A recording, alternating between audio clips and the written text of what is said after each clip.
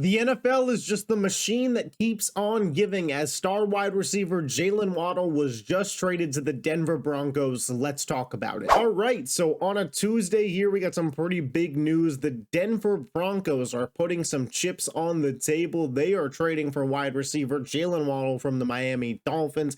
Denver is giving up pick 30 in this upcoming draft, a third and a fourth for Jaylen Waddle, and a fourth, kind of a fourth round swap there included in the deal. But basically, a first and a third was the price that it took the Denver Broncos to get 27-year-old wide receiver Jaylen Waddle, who is still under contract for the next 3 seasons. This is a deal that I think I brought up on the channel a couple times now. At least I know I brought it up in group chats, etc. at the trade deadline. This was a deal that I definitely brought up that Denver should be looking to do. This is a home run move for me. This is an absolute home run win for the Denver Broncos. And we'll talk about the Dolphins' perspective about it in a little bit. But for Denver, man, this is a team who I think we all can kind of agree, or at least give some level of, yeah, probably to, should have been in the Super Bowl this year. Should have been in the Super Bowl this year. In the AFC Championship game, they're down to a backup quarterback. They only lose by 3 points. The offense couldn't move all day. You have to figure if they had Bo Nix, they are probably the better team on that day and go to the Super Bowl. And now they add a legit wide receiver 1 to the roster, a legit star wide receiver with superstar level potential who will be playing with the best quarterback he's played with in his career in Bo Nix, and a not too shabby offensive mind in Sean Payton. Jaylen Waddle, this is a W for him. I mean, because Miami obviously is a dumpster fire right now. They're hitting the reset button on everything. They brought in Malik Willis, but they have torn it down. Waddle gone, Tyreek Hill gone, Bradley Chubb gone, a lot of veterans from that team gone. They're ripping the house to the studs. Floorboards out, and they are rebuilding. And I get that, but for Jaylen Waddle, where can he make a bigger impact? That's clearly the Denver Broncos. And I love his fit next to Courtland Sutton. I think they're two wide receivers that absolutely complement each other very well.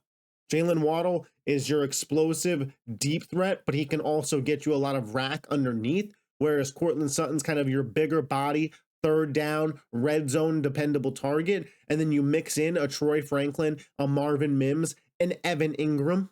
This offense is loaded. A good offensive line. You brought back J.K. Dobbins. You still have R.J. Harvey.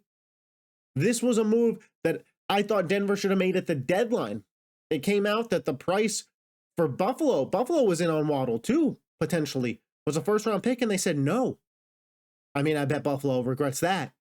And for Denver, a first-round pick, a first and a third for Jaylen Waddle, is about as easy as it gets, in my opinion.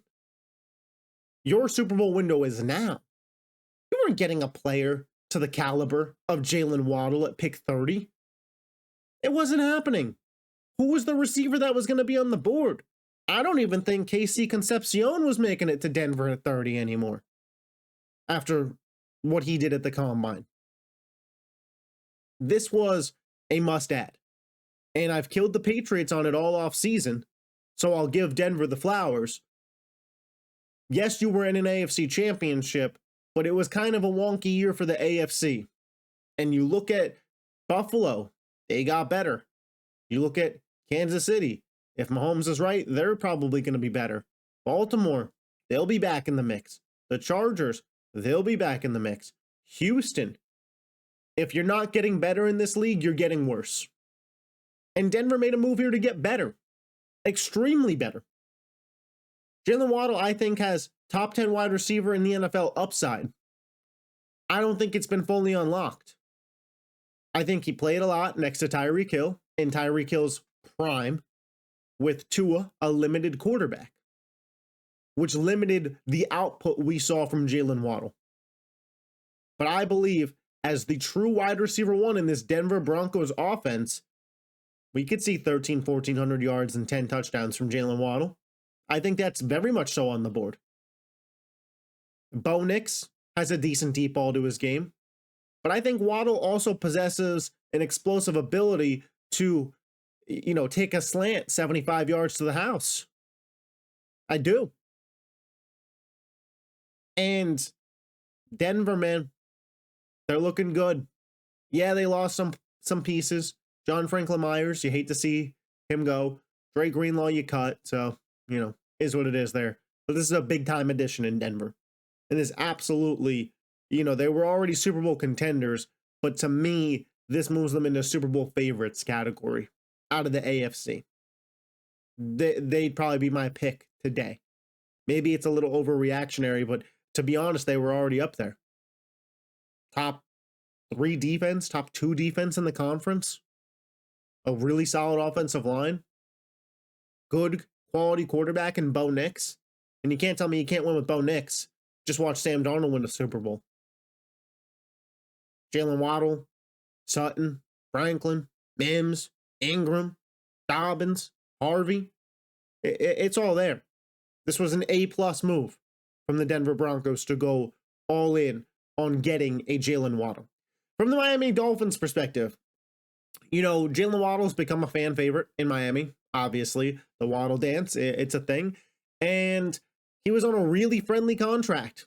It really was. Jaylen Waddle making about $23 million a year, something in that ballpark. It was a really friendly deal for a guy who was going to be a wide receiver 1. And you do have 3 years left on the deal. So from that perspective, I don't love trading Jaylen Waddle because I do think at 27, you could have had it turned around by his age 29 season. I know that sounds a little ludicrous to say, but look at New England, man.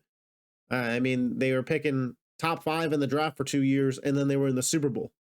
Look at the Commanders. They picked Jaden Daniels 2 overall and then went to an NFC championship.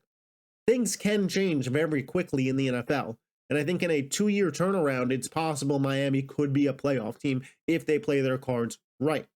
However, I also understand the concept of this whole team is a mess right now. We have to eat the Tua dead cap money. This season is about ripping the wallpaper off the walls, taking a sledgehammer, bringing up the floorboards, and just getting back to the base. And getting as many picks as possible to do so. They now pick at 11 and 30 in the first round of this draft. They will be bringing in 2 first-round talents. I get it.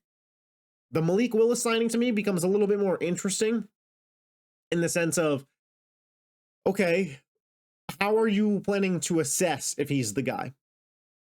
Because Tutu Atwell and Malik Washington are nice pieces, but they're not ones. They're probably not 2s. So to look at Malik Willis and say, this is your opportunity, man, prove to us how good you are, when those are the pieces, I don't like. Now, it is possible Carnell Tate, Mekhi Lemon, Jordan Tyson, Omar Cooper Jr., Kenyon Sadiq, that they get him a weapon at pick 11. And then you pair that with having a Devon A-Chain, and maybe then Malik has something to work with. So I'm not going to completely judge it yet because the draft is still yet to come. But that is something that first crosses my mind as to why did you sign Malik Willis if this was his opportunity? Did Malik Willis kind of know that this was the plan when he came in? Did you say, hey, buddy, we'd love to have you here, but don't get too used to Jaylen Waddle? I don't know. I do understand Miami wanting to bring this thing down to the studs and start over. I absolutely get it.